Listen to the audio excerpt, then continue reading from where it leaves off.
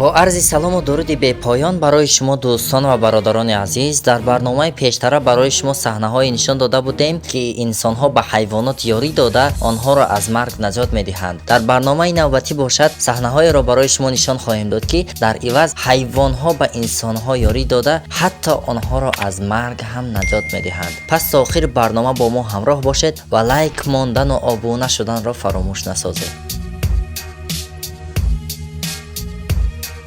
این پیرزنی که حرکت کرده نمیتواند در داخل آب در مانده است و حتی نمیتواند که عرابچه معیوبیش را به حرکت درآورد. اما پیش از اینکه آدمان به او یاری دهند، سگ وفادارش به او یاری داده حتی عرابچه را همراه صاحبش از آب برآورد. از سببی که این مرد با تلفن مشغول بود، مار خزیده به زیر پایهایش نزدیک شد اما او ندید. اما خوشبختانه سگش که مار را دیده بود عکاس زد و صاحبش را از وجود خطر آگاه کرد و آنها هر دو یک جایه از آنجا دور شدند.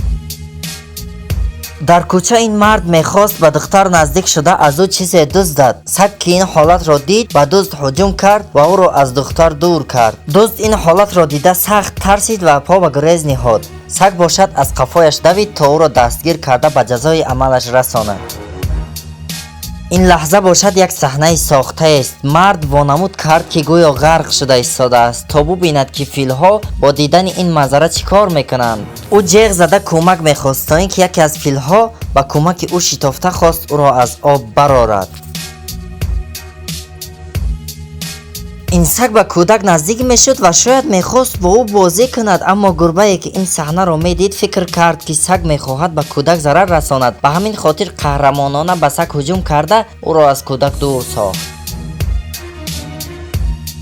اینجا آشیانه دوم است و در باشد کشاده است. کودک باشد به زینه ها نزدیک میشد و نزدیک بود که بیفتد، اما گربه با دیدن این صحنه زود شتافت و کودک را از افتیدن نجات داد. مردی بیگانه میخواست به کودک نزدیک شود. همین زمان سگ هجوم کرد و این بیگانه را از کودک دور ساخت. این مرد بعد انجام کار میخواست همراه سگش به خانه رود، اما در نزد در با دزد روبرو شد. سگ با دیدن این صحنه به دزد حمله کرد تا صاحبش را حمایت کند. دزد باشد از سگ سخت ترسید و از آنجا گریخت. ببر میخواست به مربی حیوانات حمله کند. پلنگ با دیدن این صحنه به ببر حمله کرد و استادش را از چنگ این جانور نجات داد.